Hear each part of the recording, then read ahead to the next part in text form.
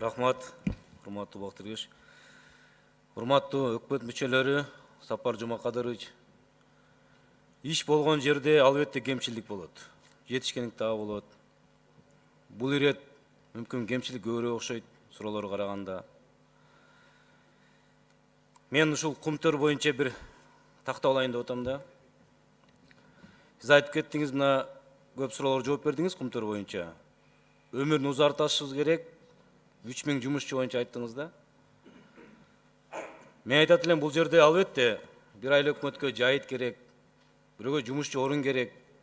Бирок жалпы кыргыз элине калыс башкаруу, кенден түшкөн каражат же кен ушул кыргыз элине иштеш керек.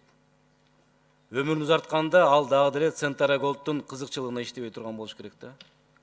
Азыр мына маалымат окуп атабыз, 26 миллион доллар жаңылышпасам, ушу изилдөөгө бөлүнүп атат, туурабы? Анан Жантөрө Жолдош премьер-министр болуп турган убагында 50 жана башка деп мына токтом менен бекилген экен. 32 номер 14 жылы.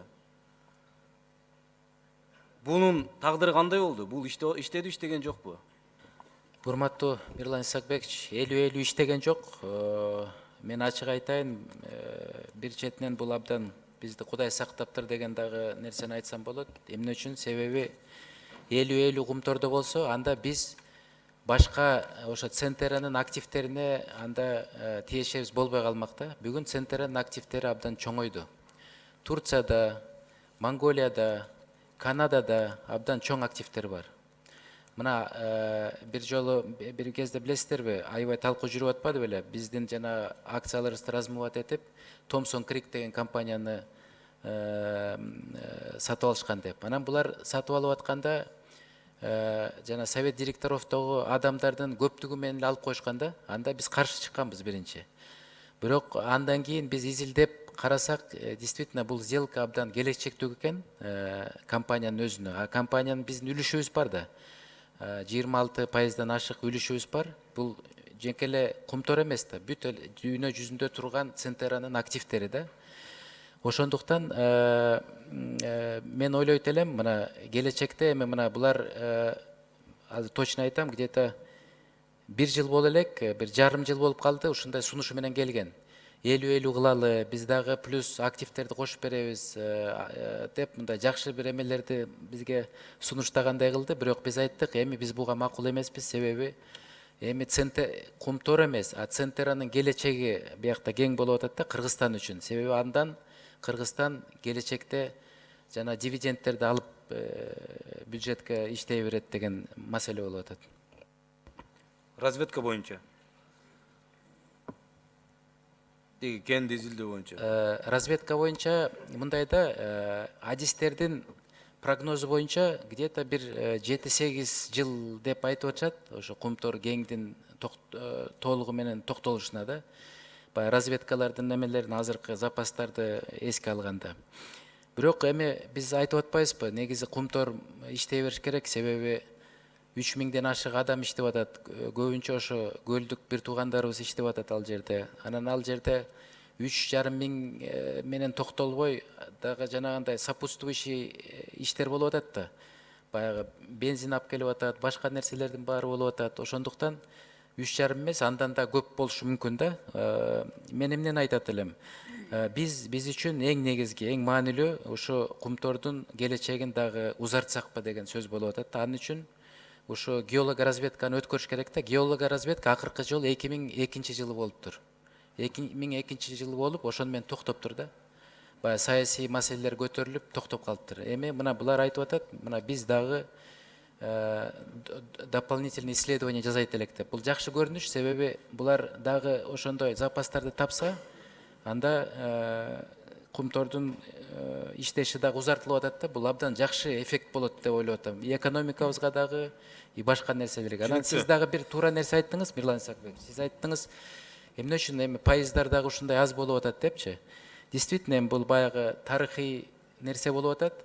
Азыр булдун баарын кайра бурап салыш, кайра алып келиш дагы кыйын экен да. Ошондуктан мына биз колубуздан келгенде, мисалы экологиялык маселелер, фонд рекультивациясын, экологический фондко акча, тиги берки онкологияга акча тыйын деп кичинеден мынтип тартып эме кылып атабыз да, буларды ынандырып атабыз деген маселе болуп атат. Рахмат, эгерде табылып, дагы ген табылсын, анда өзүнчө келишим түзүлүш керек да, туурабы? Бул келишимдин уландысы болбош керек да, бул 2009 жылгы. Мирлан Исакбекович, сөзсүз эң туура айтасыз. Эгерде бул геңдер аныкталып табылса, анда бул өзгөчө келишим болуш керек. Штокен тармагы биздин экономиканын негизги локомотивинин бири да. Рыскулов барбы, тиги комитет төрагасы? Орун базары Сапаралиев бар.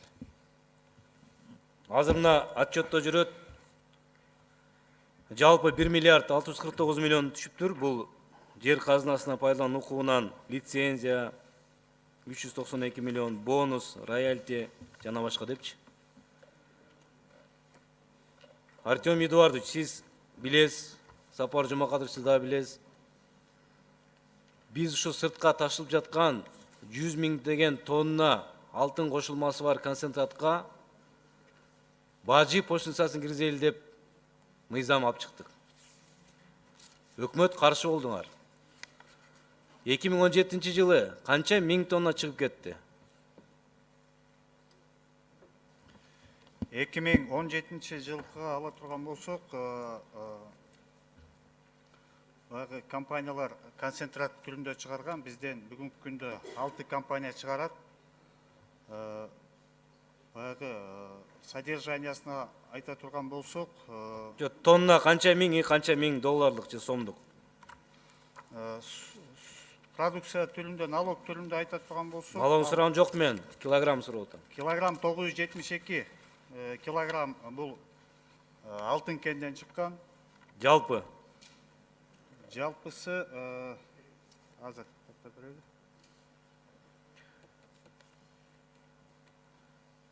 мен айтып коеюн андачы. Орточо бир 100 миң тоннанын жыйын тегерегинде чыгат жыл сайын.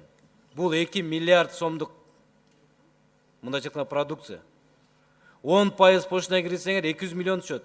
15% киргизсеңер 350 миллион түшөт. Артем Эдуардович, сиз айткансыз, мен айткандан кийин рентник налог боюнча.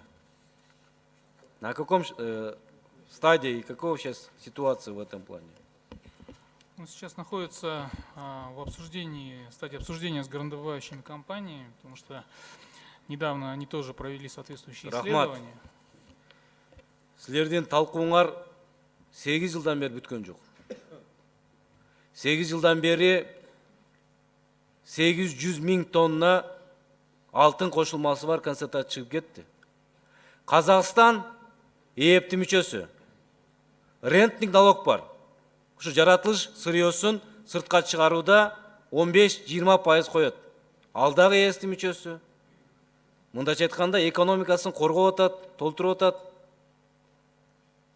А силер сүйлөш керек, аларды коргош керек. А бул жакта экономика, бюджет эмне болуп атат? Мындайча айтканда баары бир. Ошонун кесепети. ЭКТ инспекция жетекчисине Тогузторо райондо болуп аткан кырдаал боюнча 2017 жылы кайрылганда экологиялык же ЭКТ инспекциясы корутунду болгонбу?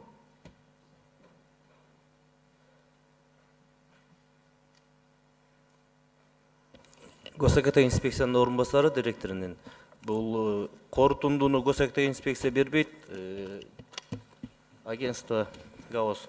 Кандай Мен жооп берип коеюн. Аз кечирип коесуз. ЭКТ инспекциянын милдети эмне өзү анда? Биз разрешение ал жерде именно разрешение алган, на основании разрешения ал жерде курулуштар курулуп турган бул кезде. Эмне конкреттүү милдети ЭКТ инспекциянын?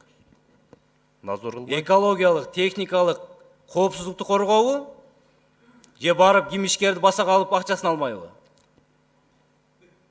Эмне конкреттүү? Жо, ал жерде бүт бар разрешениянын негизинде назор жүргүзүлгөн. Анын проекттин алып разрешениянын берип атканда именно уруксат силер бересиңер акыры? Жок, Кандай? уруксатты биз Кечирип бербейбиз. койсуң. Уруксатты Эгерде бир жөнөкөй ишкер автомойка курам деп барса, барып текшерип, бул жерге болбойт, экология тоскоолдук кылат дейсиңер. Бул бир. Абдыкалык Алибаевич, сиз. Мен жооп берип коеюн. Урматтуу төрага, урматтуу депутаттар, бул маселе боюнча айтып кетиш керек. 17-жылы бизге документтер келип түшкөн, бирок документтер толук эмес болгон, ошон үчүн терс корутунду берилип, кайра документтер артка кайтарылган. Мына 7 апрелге кайра толукталып, иштелип чыгып, биздин мыйзамдарга мына дал келтирип, оценка воздействия на окружающую среду менен чогуу келди. Азыр биз карап атабыз. Алтын, кыргыз алтын барбы өкүлү? Макмал, урматтуу Сапар Жумакаевич, бул кыргыз алтындын мындайча айтканда территориясы да, туурабы? Алар билеби бул жөнүндө? Алар мындай уруксат кагаздар болгон эмеспи? Урматтуу Мирлан Исакбекович, мен кечирим сурайм. Азыр кээ бир биздин министрлерибиз азыр таба албай калып атабыз. Комитет текте отуруштур, ошон үчүн кечирим сурайбыз. Значит, макмал боюнча мен өзүм да көзөмөлдөп турам бул процессти. Негизи ал жерде абдан мындай оорчумдуу ситуация болуп атат да. Биринчиден, макмал эгерде токтосо, ал жерде мындай процесстер необратимый болот да. Кудай сактасын. Ошон үчүн биз ал жерге инвесторлорду тартып иштебесек, макмалдын келечеги мындай жакшы көрүнүшү жаман болуп атат да, сөздүн ачыгы. Мына эми мурун официалдуу түрдө айтылчу эмес, азыр айтып коеюн. Макмалды биз кыргыз алтындын акчасын жумшап, азыр кармап баштайбыз өзүбүз, өз күчүбүз менен. Себеби эгерде биякта мындай дилемма болуп атат да, макмал токтосо эл каяка барат, же биз макмалды иштетип мындан ары иш процесстерин алдыга алып кете беребиз дегенчи. Ошондуктан чечим алынды. Ошо келе жаткан 1 жылдын ичинде мамлекет ошол макмалга акча каражат берип иштетет депчи. Сапар Жумакаевич, мен түшүнүп атам бардыгын. Макмал менен бүгүнкү Developing GL Макмал Developing жоопкерчилиги чектелген коомунун жумушу таптакыр эки башка. Макмал туура запас түгөп атат. Бирок Саймал Уташта запас бар. Ал өзгөчө корголгон жай. Аны трансформация кылуу өкмөттүн колунда. Ал эми кечеги компания менен ортосунда болуп аткан кырдаал бул. Ал жерге ЗИФ курулат. Ошол сыртка ташылып аткан концентраттар ошол иштетет деген максатта курулуп атат да. Ошонго айтып атам, эгерде экспертизалык эч кандай корутунду болбосо, экологиялык корутунду болбосо, анда эмне үчүн башталды? Эмне үчүн биз ишкерлерге кепилдик кылдык да, инвесторго акчаңды сала бер дедик? Бүгүнкү күнү жергиликтүү калк менен мындай пикир келишпестик болуп атат. Бүгүн мына кайрылуу келиптир менин электron почтама. Депутаттар Жумабеков, Дастан Арсбековичке, Масалиев, Иманалиев, Бакиров, Акаев, Рыспаев, Жамалдинов, Сурабалдиева, Касымалиев, Мамытов, Назаровтарга. Кече кырдаалдан кийин 15 адам камалыптыр. Анын ичинде 2 аял бар экен, бир аялдын эмчектеги баласы менен экен. 2 мектеп окуучусу бар дейт. Эми ошону жеринде тергеп, баш коргоо чарасын коргоп берсеңиздер деп атат да. Мындайча айтканда, башынан кыйшык кеткен тийиштүү корутундулар болгон эмес, бүгүн айланып келип туруп, эл күнөөлүү болуп атат. Эми албетте аны тергөө аныктайт, аны тийиштүү органдар аныктайт. Бирок ушул жакшы эмес, кырдаал түзүлүп калды да. Аны акыркы кечирип койсуздар. Мына темир жол боюнча 160 миллион спонсорлук жардам кылганыңыз чынбы, туурабы?